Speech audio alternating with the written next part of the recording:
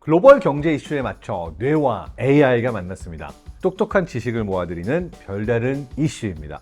오늘의 키워드는 게임인데요. 구찌가 게임도 만든다. 알고 계셨나요? 잘 매칭이 안 된다고 생각하실 수도 있을 거예요. 명품 브랜드 구찌에서는 2019년도부터 구찌 앱을 통해서 게임 서비스를 시작했는데요. 게임 기능을 가지고 있는 구찌 아케이드를 공개하고 여기에서 참여형 엔터테인먼트 서비스들을 통해서 구찌 상품과 브랜드에 친밀해질 수 있는 기회를 제공하기 시작했습니다. 구찌만 게임 사업을 시작한 게 아니에요. 루이비통의 경우에도 2019년도에 디자이너 버질 아블로의 가을 겨울 남성복 컬렉션 요거에 영감을 받아서 1980년대 테마로 비디오 게임 엔드리스 러너를 온라인에 공개했어요. 뿐만 아니라 루이비통의 창립자인 루이비통 탄생 200주년을 기념하는 게임을 공개하기도 했죠. 더 흥미로운 것은 명품 브랜드들이 자신들의 게임만을 만드는 게 아니라 인기를 끌고 있는 e스포츠 영역의 게이머들을 후원하기도 하고 또 e스포츠 분야랑 협업도 활발하게 진행하고 있다는 것이 흥미롭습니다.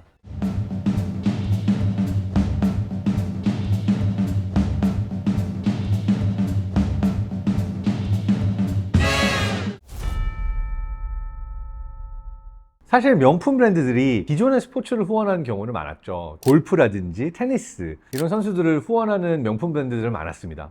근데 명품 브랜드들이 이제는 e스포츠 그러니까 온라인에서 하게 되는 스포츠 영역에까지 들어서게 된 건데요. 그 이유는 요즘의 젊은 세대는 e스포츠에 선풍적인 관심을 보이고 있고 너무나 많은 팬들이 있기 때문에 이들을 고객으로 확보하기 위한 노력이라고도 볼 수가 있습니다. 특히 구찌의 경우에는 구찌 게이밍 아카데미를 설립하기도 했습니다. 구찌 게이밍 아카데미는 차세대 게이머들을 육성하고 있고요. 이 게이머들의 정신건강과 복지에도 많은 노력을 기울이고 있다고 합니다. 그래서 럭셔리 산업이 게임 세계에 진출하는 데 있어서 뭔가 의미 있는 일들을 하기 위한 초석으로서 이런 게이밍 아카데미를 설립했다고도 볼 수가 있는데요. 루이비통의 경우에는 지난해 리그 오브 레전드 옷을 내놨는데 1시간도 되지 않아서 전품목, 품절이 됐다고 합니다. 발렌시아가의 경우에는 세계적인 게임 회사죠. 에픽 게임즈와 손을 잡고 포트나이트에 발렌시아가 디지털 패션 아이템을 적용하기도 했는데요. 포트나이트 이용자들은 발렌시아가 디지털 의류 세트를 아이템 상점에서 구매해서 자신의 캐릭터를 꾸밀 수가 있습니다. 뿐만 아니라 명품 브랜드 버버리 역시 여성 게이머들을 지원하고 e스포츠 게임단 젠지와 협력해서 여성 게이머 관련 콘텐츠를 제작할 예정이라고 합니다. 미국의 투자은행인 골드만삭스 같은 경우에는 e스포츠가 2018년 기준으로 1조 1,300억 원 정도에서 올해는 3조 8,600억 원 정도로 커질 거라고 내다봤습니다. 특히 세계적인 IT 기업 마이크로소프트 같은 경우에는 액티비전 블리자드를 인수했는데 블리자드의 주가가 굉장히 크게 오르기도 했었습니다. 그리고 이러한 변화가 기존의 세대에게는 좀 낯설게 느껴질지 모르지만 젊은 세대에게는 사실은 이미 일어나고 있는 변화의 일부로 느껴질 수도 있을 겁니다.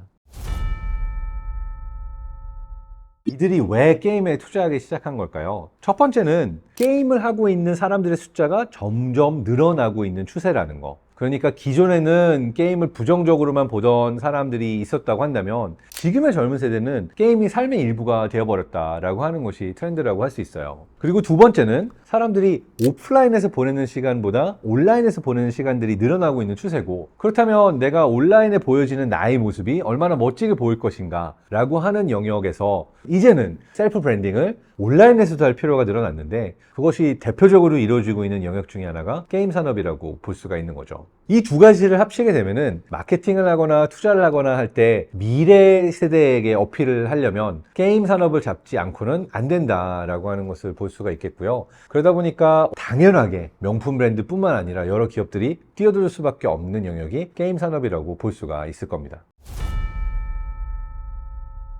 게임 이야기를 하면 일단 부정적인 반응부터 보이는 분들이 꽤 많아요. 왜냐하면 국제질병표준 분류 기준에 게임 중독이라는 영역이 올라오기도 했고 여러 부모님의 경우에는 내 아이가 공부는 안 하고 게임만 한다 이러한 것 때문에 게임에 대해서 부정적인 인식 이런 게 좀 널리 퍼져 있다라고 할 수가 있는데요. 사실 최근에 나온 연구 결과들을 종합해서 보면은 게임에 대한 부정적인 인식 이게 실제와는 어긋나는 부분이 꽤 있습니다. 미국의 베스트셀러 작가 애덤 그랜트는 최근에 트위터와 인스타그램에도 게임과 관련된 내용을 포스팅했는데요. 100개가 넘는 연구와 10만 명이 넘는 아이들과 청소년을 대상으로 한 연구 결과들을 종합해서 봤더니 실제로 게임을 해서 폭력적이 됐다든지 어떠한 문제로 발전한 케이스는 3% 정도밖에 되지 않았다라고 합니다. 그러니까 우리가 생각할 때는 게임을 해서 부정적인 영향이 많을 거라고 생각을 하지만 굉장히 많은 연구들에 따르면 우리가 이 게임에 대해서 가지고 있는 부정적인 인식은 과장된 부분이 굉장히 큰 거죠. 선진국의 연구 결과를 따르면은 청소년들의 게임 시간이 늘어나면서 청소년의 범죄율이 같이 줄어들었다라고 하는 그러한 통계도 있어요. 미국의 뉴욕타임즈에 의하면 1994년도와 2010년도 사이에 청소년 범죄자 수의 절반 이상이 감소를 했고요. 해당 기간에 비디오 게임의 매출은 2배 이상 증가를 했다고 합니다. 굉장히 흥미로운 통계인데요. 게임이란 여가 활동이 증가를 하면서 청소년들이 게임을 하는데 쓰는 시간이 많이 늘어난 거죠. 직접적인 인과관계를 얘기하기는 어려울 수도 있지만 어쨌든 청소년들이 게임 시간이 늘어나면서 일탈의 시간이 줄어들었다 라고 하는 긍정적인 효과도 보여진다고 볼 수가 있고요. 그리고 게임을 엄청 많이 했던 사람들 중에 지금 굉장히 성공한 기업의 CEO가 되거나 창업을 해서 성공한 케이스들도 많이 남아 있습니다. 우리가 잘 알고 있는 프로게이머 페이커의 경우에는 연봉이 52억이라고 합니다. 그러니까 일주일에 1억씩 벌고 있는 거죠. 그래서 실제로도 지금 젊은 세대에게 물어봤을 때 미래 직업으로 어떠한 직업을 선택하겠냐라고 그러면은 프로게이머가 되고 싶다라고 하는 답변이 전체 답변의 7위를 차지했다라고 합니다. 미국의 경우에는 e스포츠 특기생으로 대학에 진학하는 그러한 경로도 열렸습니다. 뿐만 아니라 광저우 아시안 게임에서 e스포츠가 정식 종목으로 채택되기도 했죠. 그리고 아직 결정이 나진 않았지만 2024년 파리 올림픽에서도 e스포츠를 정식 종목으로 채택하려고 하는 움직임들이 이루어지고 있습니다. 이러한 움직임이 일어나는 이유는 새로운 MZ세대에게도 올림픽이나 아시안게임과 같은 스포츠 경기가 유의미한 영향력을 가질 수 있기 위해서는 이러한 e스포츠를 기존의 스포츠와 연결해서 받아들여야 한다라고 하는 논의가 이루어지고 있는 거죠. 사실 지금은요, 영화 산업이나 음악 산업보다도 게임 산업이 훨씬 더 커져 있는 상태라고 할 수가 있어요. 그래서 기존의 게임을 보던 시각은 업데이트가 돼야 될 필요가 있다라고 볼 수가 있습니다. 게임은 해롭다라고 생각했던 사람들에게는 굉장히 새로운 뉴스일 수 있지만 게임을 실제로 치료제로 처방하기 시작했습니다. 이 영역은 디지털 치료제라고 하는 영역으로 이야기가 되고 있는데요. 최근에 들어서 문제가 많이 되고 있는 여러 정신질환의 치료법으로 게임을 처방하기 시작했습니다. 어떻게 이것이 가능하냐 궁금하실 분들이 많을 텐데요. 그것은 이제 게임을 하면서 이 사람의 선택과 판단과 행동에 대해서 AI 알고리즘이 굉장히 세밀하게 분석을 해서 이 사람에 대한 정보를 얻을 수 있게 되면서 이러한 예방과 치료가 가능해졌다라고 볼 수가 있습니다. 그러니까 AI 알고리즘이 게임 안에서 이 사람이 어떤 사람인가를 데이터를 실시간으로 수집하고 모니터링 하면서 이 데이터를 기반으로 이 사람에 대해서 굉장히 정확한 예측과 판단을 할 수 있게 된 거죠. 바로 이 AI 알고리즘이 나를 분석해주고 있다. 그리고 심지어 게임이란 영역에서의 분석을 기반으로 헬스케어 영역과 의료의 영역에까지 적용이 될 수가 있는 거죠.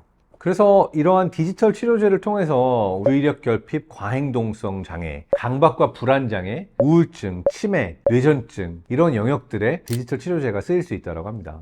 이러한 종류의 디지털 치료제를 3세대 치료제라고도 하는데요. 바로 인공지능 AI 또는 가상현실, 게임 이것들을 다 합쳐서 유저에 대한 여러 정보들을 분석하고 판단해서 맞춤형 분석과 처방이 가능해지는 그러한 시대가 도래했다라고 볼 수가 있는 거죠. 실제로 미국 식품의약청 FDA가 최초로 승인한 어린이 ADHD 치료용 게임도 있는데요. 인데버 RX라는 게임입니다. 이 게임은 AI 알고리즘이 아이의 게임 성과를 측정하기도 하고 난이도를 조절하기도 하고 그래서 ADHD 증상이 있는 아이가 멀티태스킹에 어떠한 방식으로 적응해야 되고 주의 방해 요소를 무시할 수 있는지 훈련을 해주는 그러한 디지털 치료제 게임입니다. 실제로 이 게임을 처방받은 아이의 경우에는 학교 갈 준비를 훨씬 수월하게 하는 등 긍정적인 변화를 보였다라고 할 수가 있고요. 국내에서도 비슷한 종류의 여러 앱들이 개발되고 있는 중입니다. 영국에서는 여러 환자들의 정신건강 문제를 해결하기 위해서 개발한 사이미아 게임이 있습니다.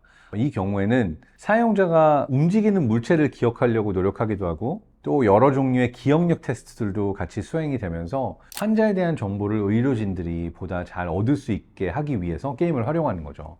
사실 게임을 통해서 얻는 정보가 굉장히 정확한 진단을 환자에 대해서 내릴 수 있는 이유는 병원에 가서 의사를 만나는 시간은 짧게는 몇 분, 그리고 아무리 길게 잡아도 하루 이상 보낼 수가 없는데, 게임의 경우에는 내가 아침부터 저녁까지 깨어있는 모든 시간 동안에 시간이 날 때마다 이 게임을 이용하면서 지속적으로 데이터가 쌓일 수 있다는 부분에서 장점이 많죠. 그러다 보니까 의료진의 경우에는 정말 잠깐 동안 테스트를 해서 이 환자에 대해서 알 수 있는 정보의 양보다 이 환자가 게임을 설치하고 지속적으로 이용할 때 환자들이 이용하는 게임을 통해서 더 많은 정보를 얻을 수 있게 된다는 효과도 있습니다.